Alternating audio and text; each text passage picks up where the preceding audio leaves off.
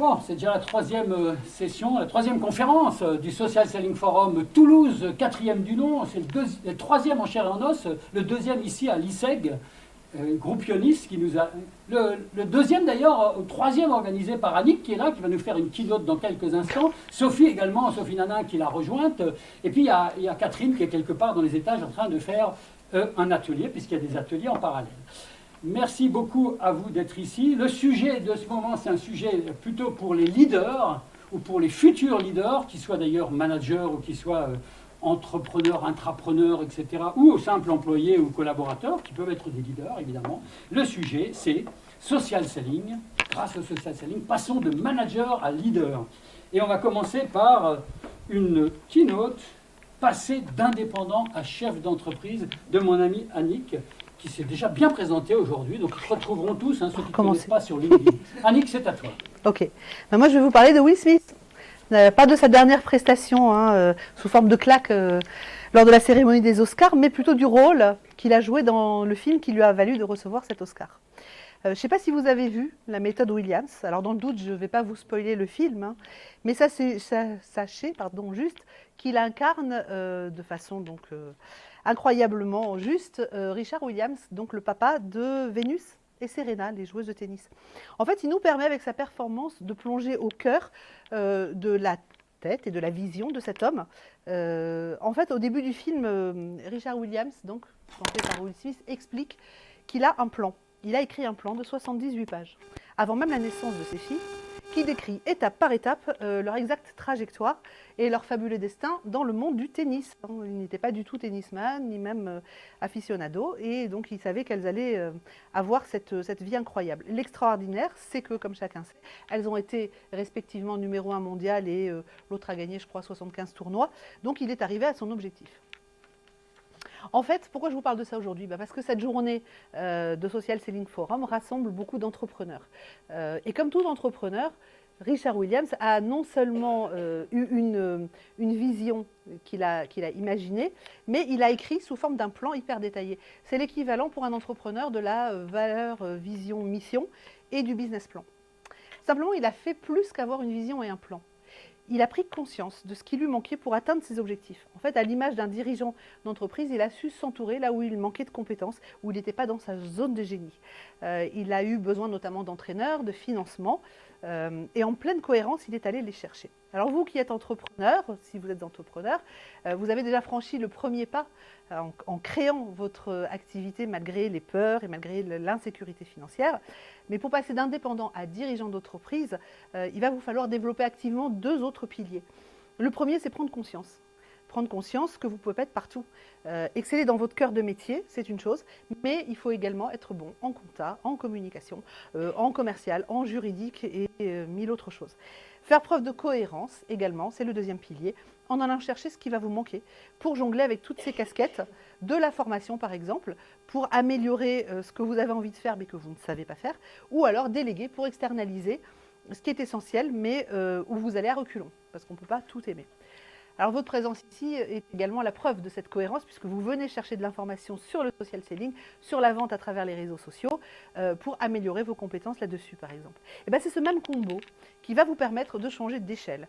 Les 3 mots essentiels pour passer donc d'entrepreneur solo ou indépendant, c'est-à-dire celui qui crée sa propre activité ou son propre emploi, à dirigeant d'entreprise, donc celui qui va en générer plusieurs, c'est vision, conscience, cohérence. Il faut prendre conscience de ce qui vous manque pour faire de votre vision une réalité et avoir la cohérence de vous le procurer là où c'est. Quels sont les points du coup à prendre en compte pour opérer ce shift-là, ce changement, ce redimensionnement ? Alors, sur un plan intérieur et sur un plan extérieur, c'est là que ça se joue intérieurement, c'est ce qu'on va appeler le mindset, l'état d'esprit, le mental, l'énergie, le recul, la confiance en soi, la sérénité et même la joie d'opérer.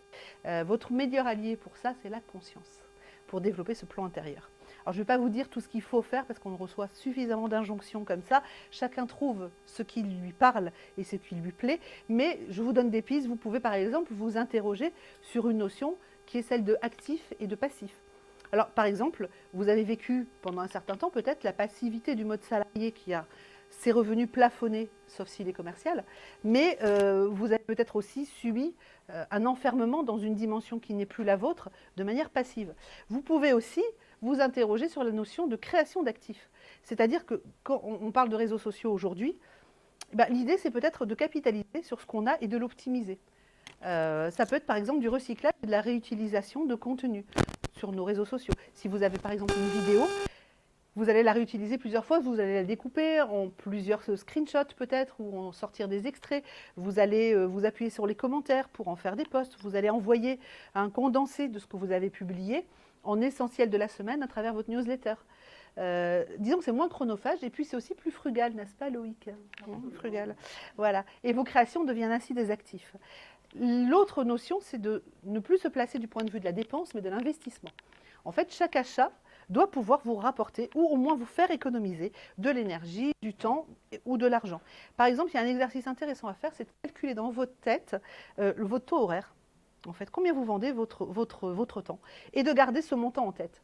Non pas pour vendre vos créations ou vos prestations à ce prix-là, mais pour vous éviter de faire vous-même des choses qui vont vous coûter plus cher. Si ce calcul-là dépasse votre montant horaire, déléguez, externalisez. Voilà. Vous pouvez aussi écouter votre intuition, mais avec discernement. Écouter son intuition, c'est bien, mais n'oubliez pas qu'elle dépend de ce qu'on appelle le système 1. Le système 1, c'est l'intuition, en fait, c'est la rapidité, c'est la fluidité, mais c'est aussi quelque chose qui est sujet aux manipulations et aux biais cognitifs. Donc, il faut pour ça s'appuyer sur un processus, sur des outils, sur du suivi, pour rationaliser un petit peu là où notre intuition nous emmène. Vous pouvez aussi vous ressourcer régulièrement, entretenir votre état d'esprit, votre condition physique, faire en fait en sorte que la machine puisse aller dans la durée, dans la longueur. Et puis avoir aussi une vision macro qui va vous permettre de dézoomer quand vous êtes en situation d'ascenseur émotionnel compliqué à gérer. Vous appuyez sur les faits, regardez ce que vous avez déjà fait, ce que vous avez déjà parcouru, qui va vous donner l'élan de continuer sans vous déstabiliser. Le second plan à équilibrer, donc après la phase intérieure, c'est l'extérieur. C'est tout ce que vous pouvez mettre en place pour améliorer vos processus, pour optimiser vos actions, votre organisation, les mesures de statistiques, la mise en place d'habitudes. Disons que là, c'est la cohérence qui va vous permettre de poser les bonnes actions pour obtenir le résultat de votre entreprise. Alors, à titre d'exemple, il y a plusieurs leviers que vous pouvez mobiliser. Par exemple, faire un audit de vos processus. Ce que vous avez mis en place pour vous permettre d'optimiser votre organisation. Vous pouvez vous pencher sur les actions que vous avez à mettre en place et les hiérarchiser, les prioriser pour ne pas être noyé dessous et aussi maintenir ce qui fonctionne, même si ça ne porte pas de résultats tout de suite. Vous pouvez mettre en place des automatismes, ce qu'on appelle des routines, et structurer votre temps malgré toutes les sollicitations. Alors, on peut aussi raisonner en bloc mobile quand on est allergique aux mots rituels, comme moi. Voilà. Juste une chose par rapport à tout ça, n'oubliez pas qu'on ne gère pas son temps, on se gère dans le temps. Et la liberté sans cadre conduit systématiquement à l'éparpillement. Donc, en fait, il faut être organisé un minimum. Donc, faire appel à la délégation, à l'organisation. L'idée aussi, quand on délègue, c'est de briefer, de transmettre à nos équipes ou aux gens avec qui on travaille la destination. On ne donne pas à quelqu'un les clés d'une voiture sans lui donner la feuille de route. Ou alors on ne s'étonne pas qu'il n'arrive pas au lieu final. Voilà.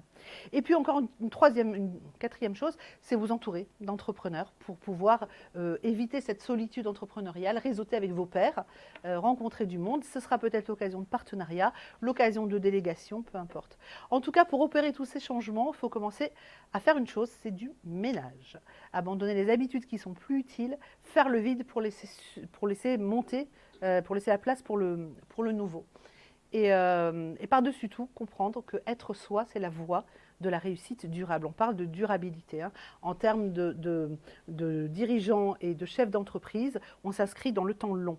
Alors, il ne s'agit pas de devenir parfait. Moi, je suis partisane du fait de dire qu'on a tout en nous. Mais après, l'accès à nos ressources est empêché par tout un tas de choses qui sont de l'ordre du reptilien, et on ne va pas en parler aujourd'hui. En tout cas, ce qu'il faut avoir en tête comme notion, c'est que si on a tout en nous, on n'est pas forcément capable de tout faire tout seul.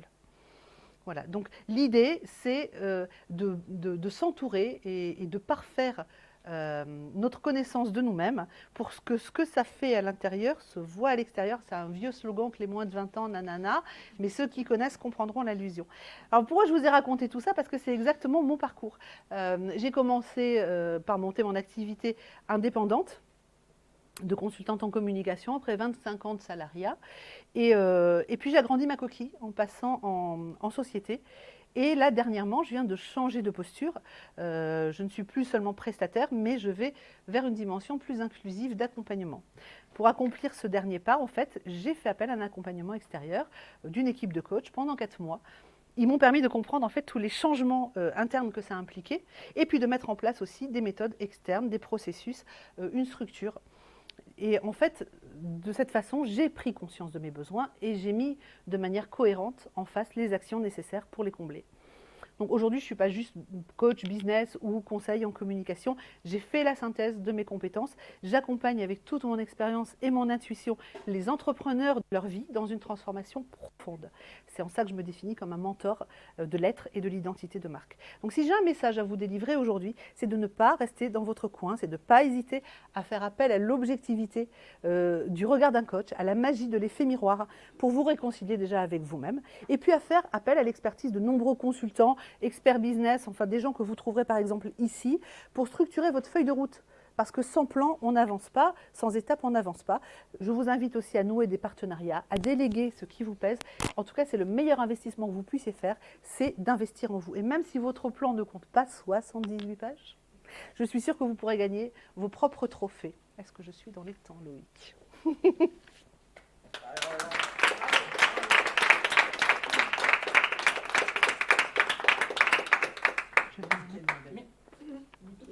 Alors, puisque Annick est encore avec nous quelques instants, je vais demander l'autorisation. Une petite réaction ou une question par rapport à ce qu'Annick vient de partager avec nous. Ou pas, si c'est très clair. Ok. Parce que moi, je prends Eh bien, merci Annick. Assieds-toi très pas bien. loin de nous là pour pouvoir interagir encore une fois avec nous. Attention.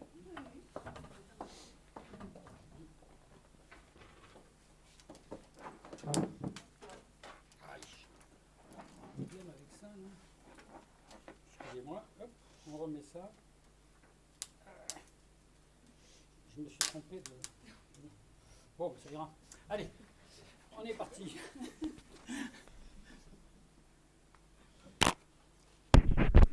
Nous sommes dans la table ronde, et la table ronde, elle a pour sujet... pourquoi et comment passer de manager, de gestionnaire à leader. Donc c'est la première question que je vais vous poser. Donc d'abord, pourquoi? On commence par toi, Sophie, vous passez le micro. Hein. Vas-y. Bonjour. Donc pourquoi passer de manager à leader? C'est que déjà de reprendre quand même la définition d'un manager.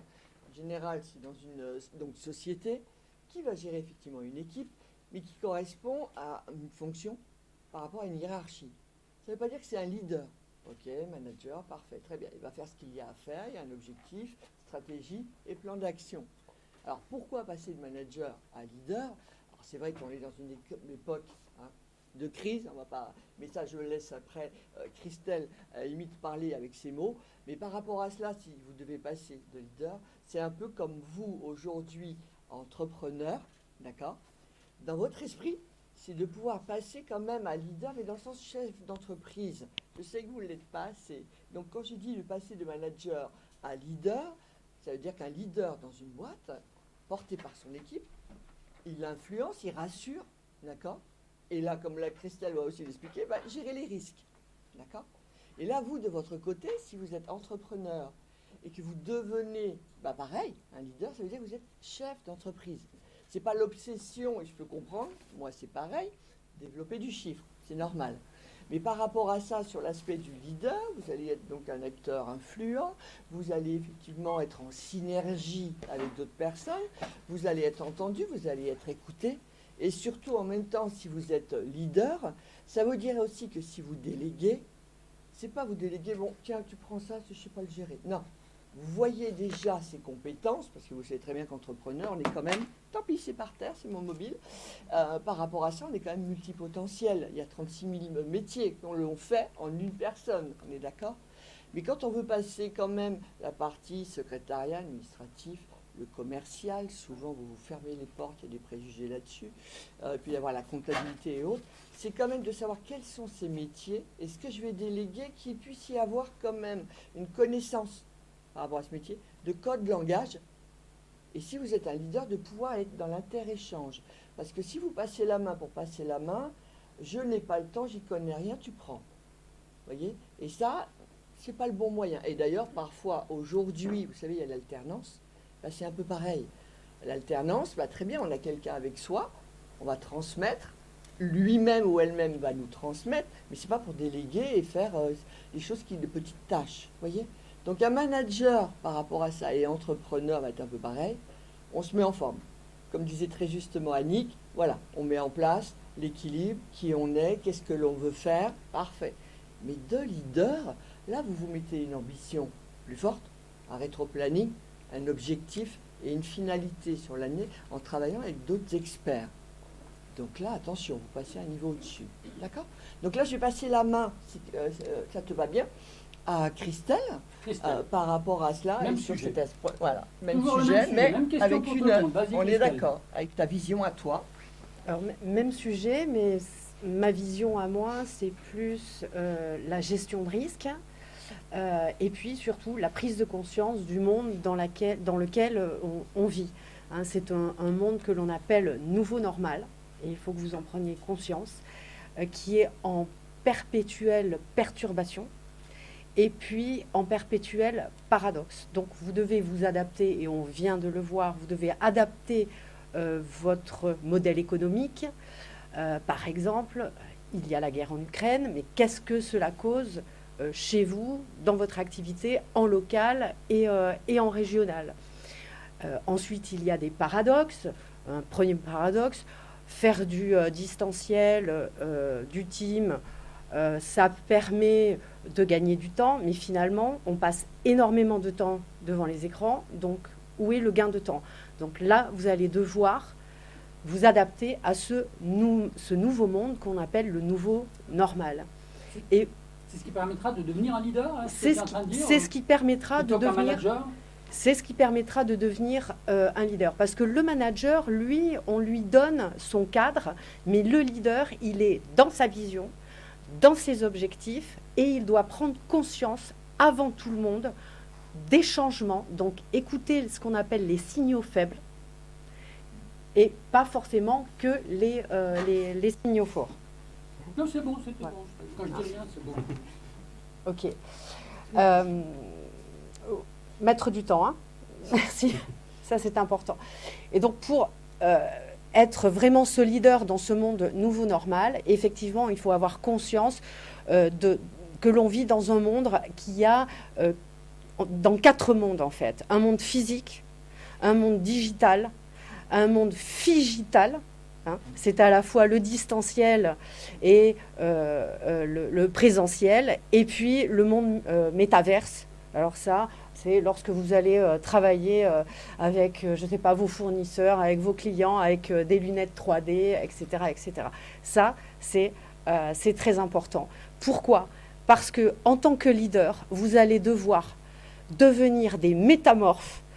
Et ces métamorphes-là, vous allez devoir accompagner, vous allez devoir manager, encadrer, créer des nouveaux outils, des nouvelles façons d'être un leader et d'avoir un leadership dans ces 4 mondes. Et ça, c'est clé. D'accord? Alors, quelque chose qui est clé pour gérer ça, c'est le slow management, et puis, quelque chose d'étonnant, le crayon et le papier. Ah, ce que je n'aime plus du tout, mais j'ai tort. Si, le crayon et le papier, pour pouvoir effectivement gérer votre temps dans le temps. Voilà, c'est très important. Merci. Et je passe la main. On continuera. Nicolas, toi qui es dans l'entrepreneuriat en tant que start-up, c'est quoi passer de manager à leader et pourquoi il faut le faire? Pourquoi ne pas être simplement un manager, un gestionnaire de KPI, de processus et de reporting? Parce que justement, c'est ça, être manager, c'est un peu faire ses tâches, éventuellement déléguer ses tâches, dire faire ci, faire ça. Tandis que être leader, c'est vraiment inspirer. On parlait pendant la keynote de destination. Et en fait, c'est vraiment ça, c'est vraiment transmettre cette destination, cette envie en fait aux personnes qui vont travailler avec vous, d'atteindre, d'aller là où vous voulez aller. Parce que chacun a ses envies, chacun a ses ambitions, chacun a ses idées. Et pour moi, vraiment, le rôle et la différence entre un leader et le manager, c'est d'aligner les personnes, d'aligner les ambitions, d'aligner les envies, tout simplement parce qu'on travaille tellement mieux quand on a envie de faire son job, plutôt que quand quelqu'un vous a dit il faut faire ça, donc on le fait, et puis point, on n'a que ça. C'est vraiment de transmettre ça, de transmettre finalement la vision, l'ambition de l'entreprise. De toute façon, on reboucle toujours sur les mêmes, sur les mêmes sujets, mais c'est indispensable, parce que des personnes qui ne partagent pas la vision seront déjà moins efficaces, seront moins heureuses, ça se ressentira ça impactera en fait toute l'entreprise. Et c'est vraiment quelque chose de permanent. C'est pas quelque chose que l'on fait une fois, une vision que l'on partage. À l'arrivée, quand il y a une nouvelle personne qui arrive, on lui dit voilà, on veut aller là, on veut faire ça, on va le faire de cette façon-là. Non, c'est quelque chose qui se répète, et c'est quelque chose qui se dit et qui se montre aussi. Qui se montre, c'est extrêmement important, à travers des actes que l'on fait, de ce que l'on fait nous-mêmes, de montrer aussi, de le dire et de montrer pourquoi on va dans cette direction-là. Merci. Merci. Linda? Merci. Pourquoi passer de manager à leader? Ça voudrait dire qu'il y aurait un ou entre les deux. Moi, je préfère mettre un et. J'ai envie de dire, être manager et leader, pour moi, ça s'articule autour de 3 mots-clés. Le premier mot-clé, en effet, ça va être la projection, c'est-à-dire la capacité à se projeter. Et Dieu sait, en effet, comme le dit Christelle, dans un monde qui bouge, c'est très difficile de se projeter. Et en même temps, si on ne se projette pas, difficile d'avancer quand on ne sait pas où on va. Donc ça, c'est la première chose, cette capacité à se projeter. Le deuxième élément qui, pour moi, est absolument nécessaire, c'est le collectif. Et en effet, pour pouvoir avancer, un leader a conscience que seul, il n'ira nulle part. Donc il y a cette nécessité aussi de s'appuyer sur les forces en présence. Et j'ai envie de dire que le mot qui pour moi fait le lien entre les deux, c'est l'influence. Voilà, cette capacité à embarquer. Sur ce, je laisse la parole à Coralie. Coralie, Coralie. Vas-y Coralie, t'as la patate chaude. Alors, donc hyper simple. Déjà, la question n'est pas très facile quand même, parce que finalement, leader. Non, mais alors, je peux vous parler de mon programme sportif que j'ai lancé depuis une semaine. Parce que finalement, être leader, qu'est-ce que ça veut dire être leader? Est-ce que c'est un tempérament? Est-ce qu'il faut forcément être affirmé? Est-ce qu'il faut avoir un tempérament de feu, de malade pour prendre la parole, même quand on n'est pas attendu? Je ne sais pas. Il me semble qu'on peut facilement avoir cette image finalement qui peut être un peu négative du côté très leader quand on ne l'explique pas. Alors qu'un leader, à mon sens, effectivement, c'est quelqu'un qui embarque, qui a du leadership, mais qui est capable d'une grande...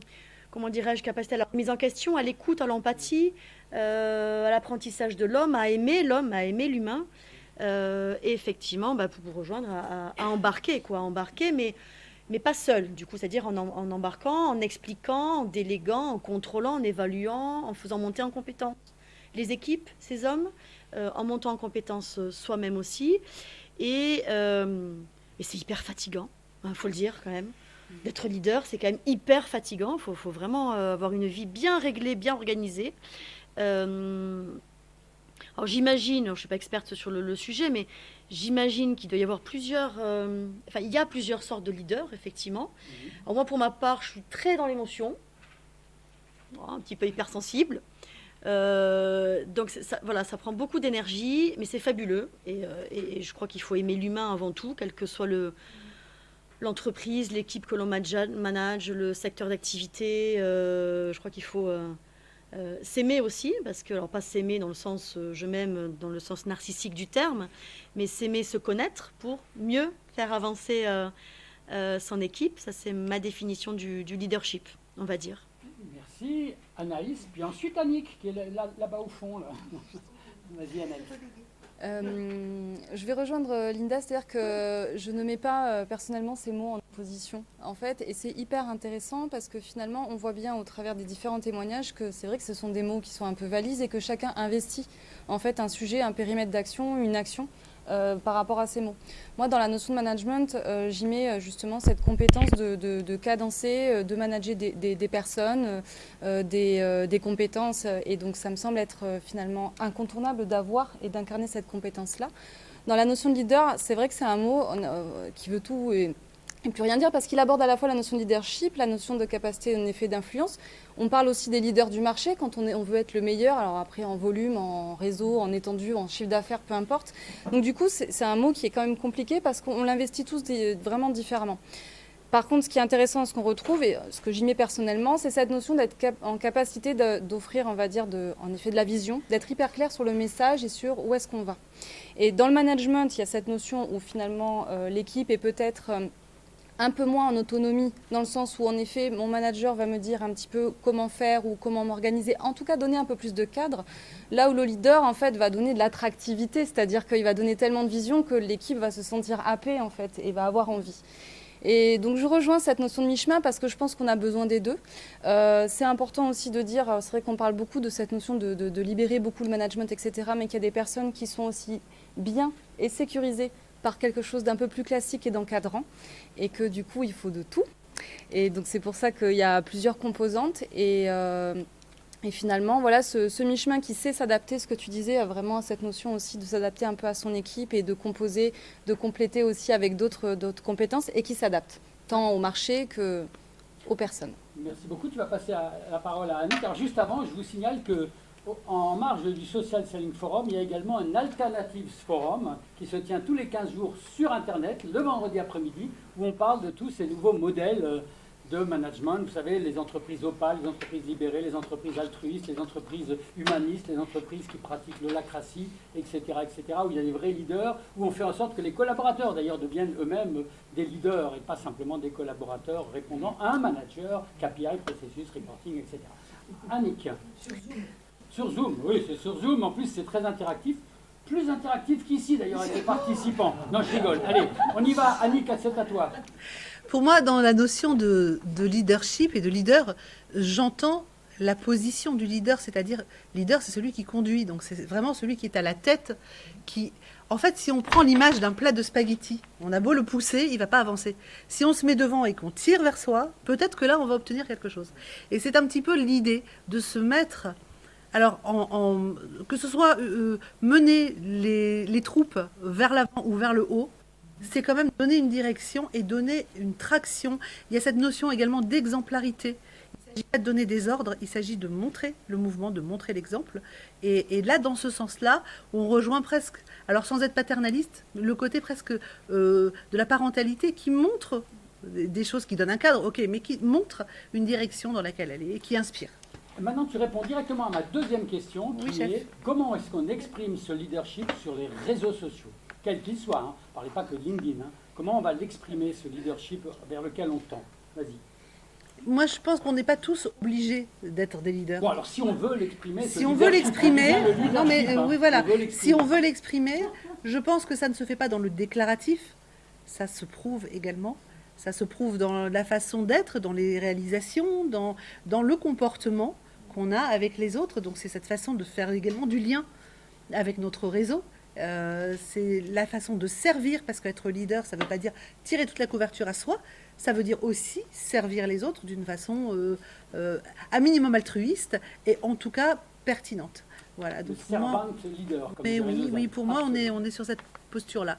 Merci. Voilà. Anaïs, même question. Comment on l'exprime sur les réseaux sociaux? Alors, sur les réseaux sociaux, il y a le petit travail en amont. C'est-à-dire qu'encore une fois, les réseaux sociaux, c'est un outil parmi d'autres voilà, pour s'exprimer. Donc, je pense, tu parlais de cohérence tout à l'heure, et c'est vraiment le mot que j'ai envie d'employer. Et c'est-à-dire que pour pouvoir vraiment asseoir, avoir un leadership, même si on peut aller viser différentes intensités, c'est d'être très cohérent et clarifier son message. Et ça passe par la façon dont j'interagis avec les autres, les commentaires, ce que je publie, ce que je partage, et comment je crée de la cohérence par rapport à ça, parce qu'il y a un besoin de simplification.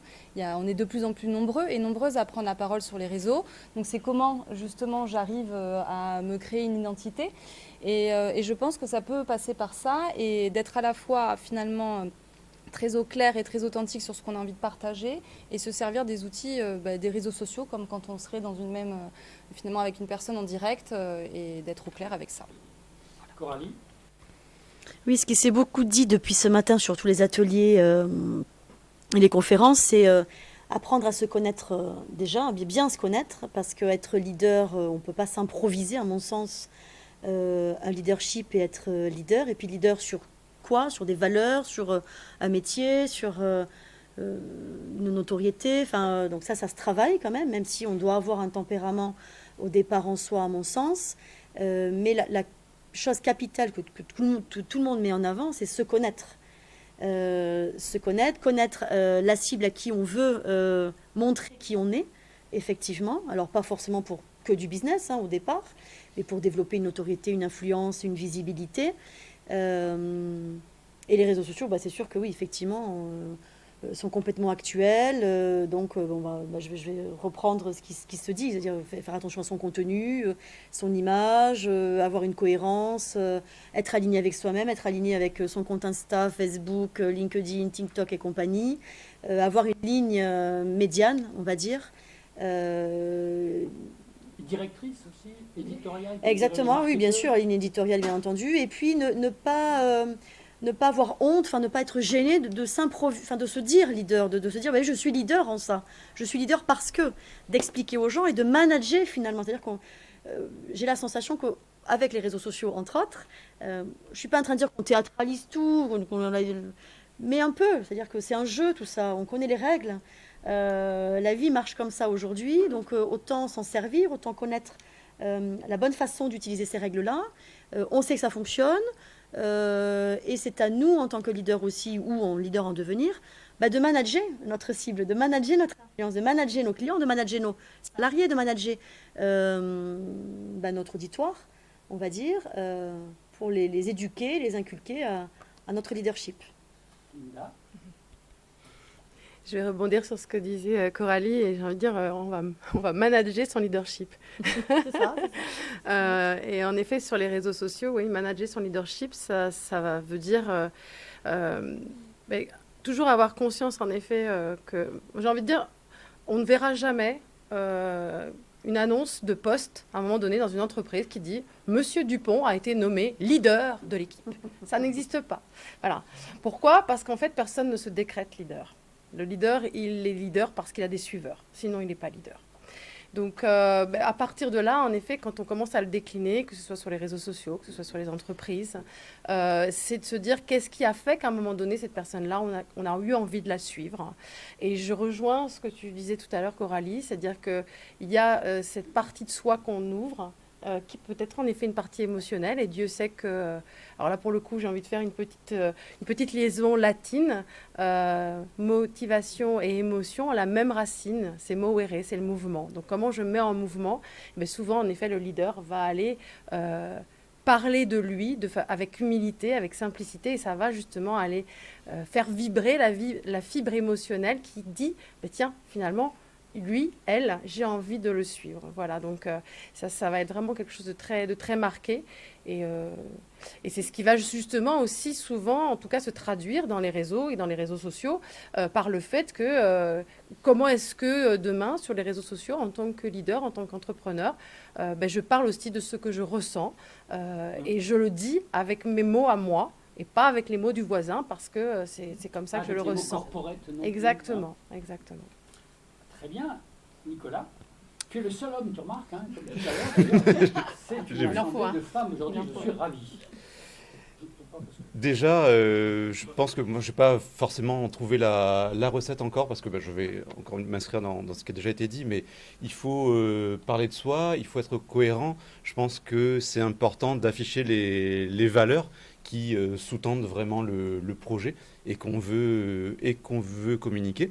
Mais à la fois, c'est un jeu, on voit vraiment sur LinkedIn, c'est un jeu qui va parfois trop loin avec des choses qui touchent vraiment à l'absurde. Enfin, selon moi, après chacun a son ressenti, mais on voit parfois jusqu'à l'absurde. Et c'est trouver un peu cette ligne en essayant de transmettre ses valeurs. Mais évidemment, tout le monde est en train veut mettre aussi les siennes en avant et personne ne dit sur LinkedIn, moi je suis très méchant et c'est horrible de travailler dans mon entreprise. Donc, c'est essayer de trouver cette ligne sans d'être fidèle à soi-même.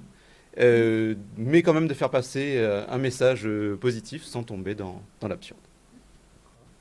Merci. Je valide tout ce qui a été dit. Bien sûr. Soutien aux copains, aux copines. C'est important. Le soutien aux copains et aux copines. Le réseau, alors non, et au plus largement, mais le réseau va vous donner plein d'idées. On apprend à travers l'expression des autres. Et comme il a été dit à juste titre, on ne réussit pas seul. Et ça, c'est important. Alors bien sûr, on a parlé de cohérence. C'est quoi la cohérence pour soi? C'est quoi être cohérent? C'est quand vous avez une activité, par exemple, comme moi, de conseil et d'accompagnement, je ne vais pas parler, je ne sais pas moi, des nouvelles Nike qui viennent de sortir. Hein? Voilà, vous allez parler de votre entreprise, vous allez parler de vos produits, vous allez parler de vos nouveautés et de ce qui se passe aussi avec les autres. C'est très important. Ça, c'est vraiment... Vous allez parler aussi des problématiques et des enjeux de vos clients, alors, de vos prospects, évidemment, de votre écosystème, pas que de votre c'est entreprise, ça. de vos produits, de vos... Ah, on est d'accord. Non, mais vous allez parler de vous. Vous n'allez pas parler d'autres choses qui vous fascinent. On n'est pas sur Facebook. Ça, c'est très important. Ah. Et effectivement, après, vous allez parler de l'écosystème. Effectivement, tout ce qui se passe autour de vous, puisque vous parlez des autres, hein, vos fournisseurs, vos clients, toutes les interactions, etc. Et souvenez-vous, vous êtes dans ce monde qui fonctionne avec les 4 mondes. Et ça, c'est très important de savoir apprendre à communiquer en permanence. Moi, je communique très peu, par exemple, parce que ce que je souhaite, c'est l'authenticité et le moment. C'est très important, le moment. Il faut que ce soit à votre moment et aussi le moment où vous faites votre poste. Il faut que vous regardiez à quel moment votre auditoire va vous lire. Est-ce que c'est le matin à 8 heures? Est-ce que c'est plutôt à 12 heures? Est-ce que quand vous fonctionnez sur différents fuseaux horaires, c'est important de savoir à qui vous allez parler et quand. Ça, c'est important. Donc, authenticité, moment. Et puis cohérence, marketing de com, cohérence vis-à-vis de son groupe, cohérence vis-à-vis de son activité. Ça, c'est très important. Alors, et rester centré sur soi. Merci. Alors, tu as évoqué un mot qui était Facebook. Alors, pour moi, on peut faire du social selling de la même manière sur Facebook, notamment en B2B, que sur TikTok ou sur LinkedIn. Donc, il n'y a pas de séparation entre tel réseau social ou tel autre lorsqu'on veut développer l'art et la manière d'utiliser les réseaux sociaux pour se vendre. Moi, je vois des gens qui font un super business en B2B, en vente complexe, etc., avec TikTok ou avec Facebook. Ne faites pas comme les psychorigides qui, sur LinkedIn, disent encore du Facebook sur LinkedIn, vous voyez? Parce que par ailleurs, on peut aussi se montrer authentique sur LinkedIn en montrant à un certain moment qui on est. Par exemple, en pyjama le matin à 5h du matin, dans l'hôtel à côté. Vous voyez? Je pense qu'il faut faire attention à ne pas être trop... de ne pas mettre les réseaux sociaux trop dans des cases aujourd'hui. Hein, notamment en disant TikTok c'est pour les jeunes de 15 ans, par exemple, comme certains le disent encore. Hein, alors que vous trouvez des artisans extrêmement compétents ou des gens qui vendent du conseil ou du coaching qui sont excellents grâce à TikTok. Hein. sur lesquels ils sont créateurs. Ils s'expriment mieux en vidéo sur TikTok qu'ils s'exprimeraient par la parole avec du storytelling sur LinkedIn, par exemple. Vous voyez? Donc, faites ce qui vous plaît et ce qui vous convient plutôt que de mettre les réseaux sociaux dans des cases. Voilà, j'ai réagi, hein, excuse-moi Christelle. Hein, mais... C'est bien, tu voilà, m'ouvres. voilà, Tu hein. m'ouvres. Et j'ai vendu la basket night. Hein Voilà. Alors, Commence. C'est parfait. ah ouais, non mais super. Merci, Vas-y, Mike. C'est Sophie, à moi. c'est à toi. Non, mais c'est bien parce que tu C'est ton m'ouvres. moment. Comment on fait concrètement sur les réseaux sociaux pour montrer, Oui. pour développer ce leadership? Pas de problème, Ça, mais la tu question. m'ouvres une porte. Oui, mais je vais rebondir sur ce que vas-y. tu viens de dire. Nos réseaux sociaux, de toute façon, ne sont pas les mêmes. Donc, par rapport à ça, vous n'avez pas communiqué de la même façon. D'accord? Et par rapport à ça, c'est vraiment aujourd'hui, c'est vous adapter en permanence. Ça va être ça le côté communiqué. Et là, par rapport à ce que, au niveau des réseaux sociaux, ce qu'il évoque, ok, TikTok, c'est clair qu'il y a aussi bien le manager, les grandes marques, les élus maintenant qui sont dessus. Sauf que TikTok, c'est 10 secondes. D'accord? Après Instagram, allez, c'est du 32 secondes en gros. LinkedIn, c'est pas pareil. Déjà, Instagram et Facebook et TikTok, en général, on fait le mobile. Attention. On le fait à la va-vite. D'accord, je ne le bouge pas. Par rapport à ça, on est sur un mobile. D'accord? LinkedIn, on va être plus facilement à prendre son temps, à regarder, à lire. D'ailleurs, c'est pour ça que le contenu a son importance. Donc, les réseaux sociaux ne sont pas les mêmes et ça dépend de votre secteur d'activité et surtout de répartir le temps par rapport à ça. Parce que là, c'est vrai, je suis d'accord avec tout ce qui est dit. Par rapport à cela, mais il faut que vous ayez effectivement un objectif, mais en rétro-planning, qu'est-ce qu'il en est? Là, par exemple, aujourd'hui, parfait, on est effectivement au mois d'avril, très bien, mais là, c'est anticiper quand même la rentrée. Comment vous allez terminer effectivement la fin d'année? Quel est votre objectif de fin? Alors là, je vais rebondir avec effectivement ce qu'a dit Nicolas, de bienveillance, oui, par rapport à ça, au niveau des valeurs, mais pour moi, c'est performance et bienveillance au niveau de vos valeurs. C'est-à-dire d'objectifs, vous allez avoir un rétro-planning impeccable, et donc de réseaux sociaux, selon le moment où vous voulez parler, ça va être de pouvoir le mettre en avant. Mais c'est clair que de leader, véritablement, par rapport à cela, c'est quand même tout de même sur... Oh, c'est pas vrai, c'est ta faute, Alain, tu me perturbes. Donc, par rapport à ça, sur le côté leader, c'est quand même LinkedIn où vous devez être, quand même. Oui. C'est la plateforme business. C'est pas la plateforme dans le sens business, ça y est, vous allez faire du chiffre dans la seconde. C'est pas d'accord? les fous, les bourrins de la C'est- vente. Hein, non. Non. C'est vraiment dans ce schéma du business, de vous, votre expertise, de ce que vous représentez au niveau de votre marque, ou vous, en tant que leader, et votre expertise que vous avez, que vous transmettez. Pas dans le sens donneur d'ordre, c'est pas ça. Mais c'est quand même là où, au niveau du chef d'entreprise, on parlait de gestionnaire tout à l'heure, c'est là-dessus que vous avez parlé. Alors, bien évidemment que le côté équilibre, motivation, bienveillance, qui on est et tout l'ensemble, bien évidemment, l'authenticité, ça va être important. Mais effectivement, quand même, en équilibre par rapport à ça, ça va être quand même le côté, ok, mais qu'est-ce que vous apportez? Comment vous voyez les choses? Et si vous transmettez un message par rapport à ça, il y a des personnes que vous allez taguer par rapport à cela, ça va être quand même sur LinkedIn ou en termes de leader, il faut que là, ce que vous allez dire, on ne va pas plaire forcément à tout le monde, mais va être un fil conducteur de pensée et de stratégie sur tous les réseaux sociaux. D'accord? Donc pour ça que le manager à leader, on le devient, le leader. Il y en a peut-être qui ne sont pas faits pour ça, comme entrepreneur, on ne naît pas un entrepreneur, on le devient. Mais il y en a qui se lancent, qui ont saisi la crise comme une opportunité pour ça. Mais là, je peux vous assurer de constat et analyse, ça y est, il y en a qui sont revenus sur l'entrepreneuriat. Non, ils ne sont pas restés, ils sont revenus au salariat. Vous voyez? Donc c'est de bien poser les choses par rapport à ça. Donc de manager à leader, oui. Mais là-dedans, là, le niveau mental, alors ça, je sais que c'est un mot-clé, Annick et pas mal de personnes, de mindset, ok. Mais par rapport à ce leader, il faut vraiment que, oui, par rapport à ça, il y ait quand même à la fin, pérennité, rentabilité, sur le temps que vous y passez et qu'il y ait des résultats. Parce que c'est ça, pourquoi on va vous suivre. Merci pour ce tour de table. Alors, j'ouvre la parole à la salle, soit pour des réactions ou des compléments à mes questions, à nos questions, ou alors des questions. Allez, levez la main. Lancez-vous. Et jeune fille là, que je regarde en face de moi, là, qui vous parlait ce matin. Voilà, là-bas. Super. Alors attention, à bien tenir. C'est sur la crise ou les sujets qui sont importants. Un sujet, t'attends les remarques. Non, c'est pas là. Si, c'est là. Toi, tu y réponds. C'est bon. Alors justement sur le devenir leader, quels sont peut-être vous dans les prestations que vous avez fournies, les accompagnements que vous avez pu fournir, des exemples concrets de personnes qui sont devenues leaders, que vous avez vu justement passer de manager à leader? Je réponds ou je réponds pas? Qui veut répondre? Oh, mais vas-y.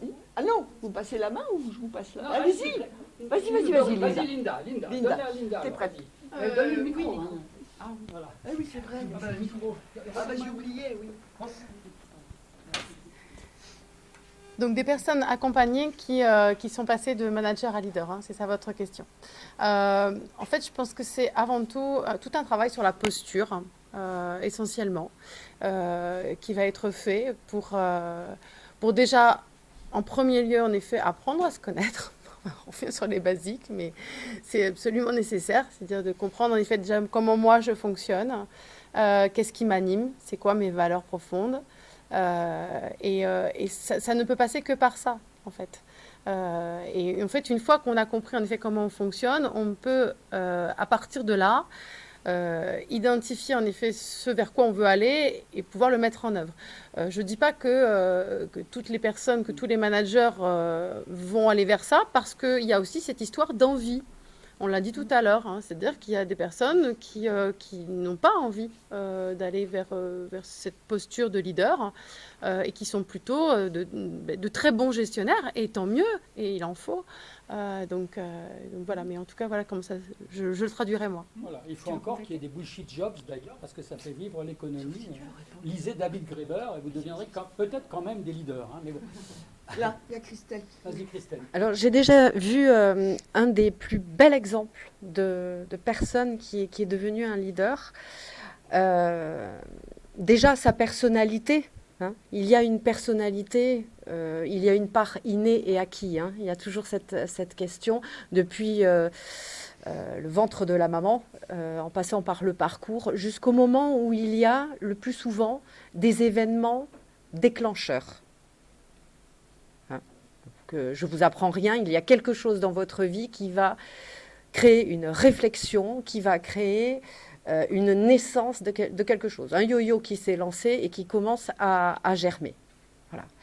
Et comme l'a dit tout à l'heure Linda, à juste titre, ça peut être un choix, mais ça peut être aussi ne pas être un choix. Ça peut être une contrainte. Et cette contrainte, vous le savez qu'on apprend aussi dans la contrainte. J'ai vu une personne dans une extrême contrainte devenir un des plus beaux leaders que je n'ai jamais vu et qui a développé son propre style de management et que j'estime génial et qui lui a donné des capacités adaptatives à développer différents types de management en fonction des différents milieux économiques, politiques. Non. Ah, non, pas non. C'est un grand monsieur, voilà, mais économique, politique, social. J'ai beaucoup appris à ses côtés. Il est plutôt à l'international et effectivement, autour de lui, il y a de grands hommes qui sont aussi comme ça, mais lui, il a la particularité d'être un véritable caméléon. Voilà. Et d'être vraiment le cœur ouvert et tourné vers les gens et tourné vers l'objectif. Merci. Une autre question dans la salle, on va continuer, il nous reste quelques minutes, ou une réflexion dans la salle. Oui. Le micro. Merci. Alors moi c'est plus une réflexion parce qu'on avait une discussion un petit peu informelle tout à l'heure sur les réseaux sociaux, notamment LinkedIn. Cette nécessité de cultiver du réseau. Et puis là, on fait le parallèle avec manager leader. Alors, je trouve ça intéressant. Mais en fait, moi qui commence à me pencher un peu à LinkedIn, je n'y étais pas trop, en fait, quand je déroule, j'ai un peu l'impression que c'est pas une mascarade, mais qu'il y a beaucoup cette histoire d'image. J'arrive pas à déceler vraiment le leader. Pour moi, il y a beaucoup de communication, de vitrine.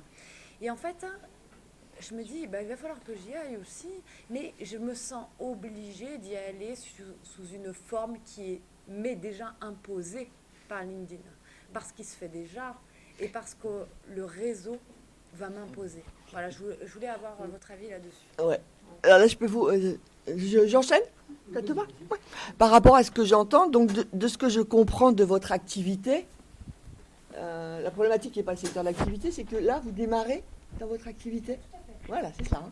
Donc par rapport à ça, LinkedIn, vous avez entendu parler qu'effectivement, réseaux sociaux importants, d'accord? Et c'est la plateforme, réseau, business sur laquelle il faut être. OK. Sauf que là, vous démarrez par rapport à ça. Oui, c'est vrai que c'est la plateforme obligatoire. Il y a un peu de tout. Hein, c'est clair. Mais vous, de votre côté, si c'est pas, vous pouvez être effectivement dessus, mais est-ce que vous avez mis en place une stratégie par rapport à ça, sur le fait que voilà, vous allez être sur LinkedIn, peut-être d'autres réseaux sociaux en fonction de votre secteur d'activité, mais peut-être au début d'y être et puis de faire évoluer. Alors je ne veux pas parce qu'on est en Occitanie, mais c'est de transformer l'essai à terme. Mais ce que vous allez faire en première année, deuxième année, troisième année, va pas être la même chose. Donc de LinkedIn, c'est de vous l'approprier, voir ce qui se passe. Dans votre secteur d'activité, c'est comment ils opèrent par rapport à ça. Mais LinkedIn n'est pas une mascarade. Ça le devient s'il n'y a pas de stratégie, si on ne voit pas à 6 mois ce qui se passe, s'il n'y a pas de ligne éditoriale, et si vous n'avez pas un suivi des postes, contacts que vous allez avoir. Et ça se structure au fur et à mesure. Comme en réseau, en présentiel, ça ne va pas être les mêmes réseaux première année et troisième année. Donc voyez-le sous cet angle-là. Leader, vous n'allez pas être au début. En revanche, si vous avez... Non, mais c'est important. Mais si vous avez du tempérament, eh bien tant mieux. Il y en a qui appellent ça le mauvais caractère. Mais c'est pas grave. Mais sur ça, ce que je veux dire, vous voyez, c'est en parallèle. Donc voyez bien réseaux sociaux et réseaux présentiels. Votre tempérament que vous pouvez avoir, et à mon avis, vous en avez. Et en même temps, un peu non, par rapport à ça, après, de côté leader, ça sera au fur et à mesure. Vous voyez ce que je veux dire? Une deuxième réponse rapide de quelqu'un. Allez, juste là-bas. Très rapidement, oui. Ce que j'ai entendu, c'est contrainte, quelque chose qui existe déjà et qui n'est pas forcément moi. Ou ce que je veux, ou ce que je voudrais. J'ai l'impression qu'il y a déjà des codes préétablis, effectivement, sur ce qui se fait, sur la manière de communiquer. Il y a des codes préétablis. Ça paraît pas hyper authentique sur LinkedIn. Alors, j'avais parlé juste d'authenticité. Vous en faites ce que vous voulez. Voilà. À vous d'ouvrir votre voie. C'est pas parce que les autres sont pas authentiques que tu peux pas être authentique. Si tu imagines qu'il y en a qui sont pas authentiques, laisse-les de côté. Vas-y. Ce que je voulais partager, c'est ça. C'est vrai qu'il y a des codes. C'est vrai qu'il y a quand même des règles du jeu. Mais en effet, moi, je vais vraiment juste partager ma position là-dessus. C'est-à-dire que je sais ce qu'il faudrait faire et ce qui est conseillé de faire. Et j'ai trouvé un juste milieu, en fait. Donc, c'est-à-dire que je respecte peut-être pas forcément tous les codes. Je fais quelque chose qui est OK pour moi. Tant dans la fréquence que dans ce que je partage. Tout à l'heure, tu disais qu'on ne communiquait pas forcément sur les Nike ou quoi que ce soit. Je pense que des fois, on peut compléter en ouvrant, parce que malgré tout, on est de plus en plus justement dans cette recherche d'authenticité que si tu es que sur ton expertise. Alors, ça clarifie le message, mais du coup, on perd un peu de l'émotion et de l'identité. C'est un équilibre. Et c'est vrai que c'est super dur à trouver, parce qu'encore une fois, c'est un outil. Et du coup, bien sûr que c'est de la com, bien sûr qu'on le travaille. Et c'est aussi pour ça que c'est aussi inconfortable à faire parce que ça nous demande de le préparer. Là, on voudrait être que spontané. Et je pense qu'il faut essayer d'arriver à respecter les règles du jeu sans tomber dans l'injonction et à trouver qu'est-ce qui est OK pour toi. Et finalement, ce qui va être OK pour toi n'est pas forcément pour d'autres personnes, etc. Et je pense que c'est comme ça qu'on l'investit, qu'on l'utilise quand même parce qu'en effet, il y a une notion un peu incontournable dans certains de nos métiers. Mais qu'on ne se sent pas travesti en fait, de ça et qu'on n'a pas l'impression de participer à un système. Merci. Alors, attendez, vous allez chacun dire votre dernier mot maintenant en même temps. Donc, allez, réponds rapidement et tu donnes ton dernier mot en même temps. Très rapidement, parce qu'on a parlé d'essai. Donc j'ai envie de dire, c'est l'image du terrain de rugby, elle me va bien. C'est-à-dire qu'en effet, LinkedIn, il y a un cadre, c'est le terrain de rugby. Après, tu joues comme tu as envie. Non, mais c'est super important, c'est-à-dire que je peux très bien être amenée à parler du même sujet que X, Y, Z. Après, je vais le dire avec mes mots. Donc il va y avoir en effet déjà la façon de rédiger va être très variable d'une personne à l'autre. Le visuel que je vais choisir, ça va être un visuel qui me colle. Et c'est pas le visuel qui colle à mon voisin, etc., etc. Et donc, en fait, c'est plutôt de chercher comment est-ce que moi, je peux mettre ma petite patte spécifique à moi. Et par exemple, pas publier, pas avoir un visuel, mais faire une vidéo, par exemple, ou un carrousel, autre chose aussi, hein, d'accord. Alors, votre dernier mot, tu as dit ton dernier mot? Ah bah, j'ai pas dit mon dernier mot. Ah non, mais vas-y. Non, vas-y, d'abord Sophie. Non, allez, Sophie. Non. Mais Nicolas, il n'a pas parlé. Mais on fait dans l'ordre, ce sera plus simple. Tout le monde va dire son dernier mot. À toi, Nicolas, tu n'as pas parlé. Allez. Non, mais C'est moi le maître de cérémonie. Bon, alors, Ah non, mais je Nicolas, voulais que Nicolas Michel soit chacun là. donne son dernier mot maintenant. Ok, ça marche. Alors, tout simplement, moi, aussi ce que j'en retire et ce que je pense, c'est qu'on ne peut pas être leader dans la durée en faisant semblant. Donc on va retomber sur ces notions d'authenticité. De toute façon, ça ne sert à rien. Pour moi, si c'est pour faire semblant, autant pas le faire. Et vraiment essayer de trouver sa voie et trouver quelque chose qu'on va pouvoir faire dans la durée, parce qu'on va pouvoir faire semblant un certain temps. Mais le but, c'est l'entrepreneuriat, c'est un temps long. Donc il faut vraiment trouver simplement sa voie. Voilà.